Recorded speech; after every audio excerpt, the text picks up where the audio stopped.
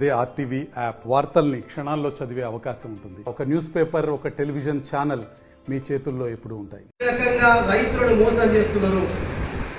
రైతు బంధు లేదు, దానికి కూడా 5 ఎకరాల లోపలికే దానికి ఇంకా మార్గదర్శకాలు క్యాబినెట్ ఎన్ని రోజులైంది. మదరయ్యల మార్గదర్శకాలు రేపిస్తాం ఎల్లుండిస్తాం అనుకుంటా ఇప్పటిదాకా మార్గదర్శకాలు 2 లక్షల రుణమాఫీది లేదు, రైతు భరోసాది కూడా లేదు.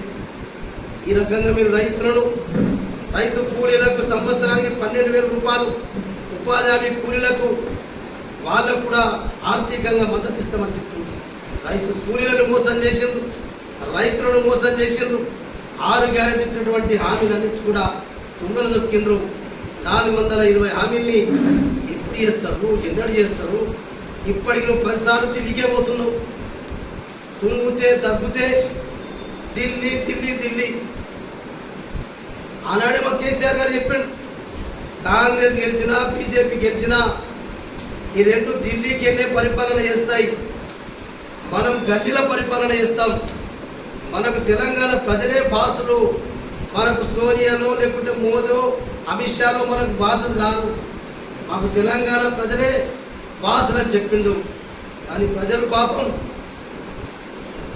మోసపోయిండ్రు. ఇప్పుడు అందరూ బాధపడుతున్నారు. అందుకొరకే మేము ఒకటే, ఈరోజు ఈ కాంగ్రెస్ పార్టీకి చిత్తశుద్ధి ఉంటే నేను చెప్పినట్టు ఒక 10-12 ఊళ్ళలో గ్రామ సభలు పెట్టండి. రైతు భరోసా ఎందరు మందికి భూమి లేనటువంటి రైతులకు వచ్చింది. లేకుంటే తెలంగాణ రాష్ట్రంలో 50 ఎకరాలు ఉన్నటువంటి రైతులు ఎందరున్నారు? పెట్టండి, నోటీస్ పెట్టి చెప్పండి జిల్లాల వారిగా. ఆదిలాబాద్ జిల్లాలో 50 ఎకరాల భూమి ఉన్నటువంటి రైతులు కిందరు, 100 ఎకరాలు ఉన్నటువంటి భూములు కిందరు. ఏదో బదనాం చేసి 100 ఎకరాల రైతుకు రైతు బంధు కరెక్టా మాట్లాడుతున్నారు. అసలు 100 ఎకరాలు ఉన్నటువంటి రైతులు ఆదిలాబాద్ జిల్లాలో తెలంగాణ రాష్ట్రంలో ఏదైనా బోర్డు ఏ జిల్లాకు ఆ జిల్లా పెట్టండి, చూపెట్టండి. అప్పుడు మేము కూడా నిజంగానే 100 ఎకరాలు చూపెట్టి దాన్ని ఏదో భూతత్వంగా చూపి కేసీఆర్ గారు రాళ్ళకి ఇచ్చిండు రప్పలకి ఇచ్చిండని తుమ్మల నాగేశ్వర గారు అగ్రికల్చర్ మినిస్టర్ మాట్లాడుతున్నారు. నేను అడుగుతున్న తుమ్మల నాగేశ్వర గారు రమ్మంటున్నాను. నువ్వు మొన్న అదే మంత్రివర్గంలో పనిచేసినావు కదా, ఆనాడే గడివికి రావు, మరి ఆనాడు ఎందుకు ఈ అంశాన్ని లేవనెత్తలే అంటే ఆనాడు ఉన్న పదవి ఊడిపోతాని భయంతో ఆనాడు క్యాబినెట్లో ఉండి మాట్లాడినటువంటి మంత్రిని ఇవాళ పార్టీ మారి ఆ ప్రభుత్వంలో క్యాబినెట్లో మంత్రి పదవి వస్తే తక్కువైందా? నేను తుమ్మల నాగేశ్వరరావు చాలా అభిమానిస్తా, చాలా గొప్ప నాయకుడు అనుకుంటుంటే నేను. కానీ ఇలా తుమ్మల నాగేశ్వరరావు మాట్లాడుతున్న పద్ధతి చూస్తే వాళ్ళట కేసీఆర్ గారి ప్రభుత్వంలో 180 రోజుల దాకా ఇచ్చిండ్రు మొదలుపెట్టి రైతు బంధు. ఒక సంవత్సరం 120 రోజులు. నేను అనుకుంటున్నా, నేను ఆదిలాబాద్ లిస్టు తెచ్చి చూపిస్తా. ఎక్కడనో ఒక్కడనో ఎన్ఆర్ఐస్ గారు వాళ్ళు రాకపోవడమో, అటెస్టెడ్ సంతకం కాకపోవడమో, ఎక్కడైనా మిగిలి ఉంటే 10% రైతులు మిగిలి ఉండొచ్చు.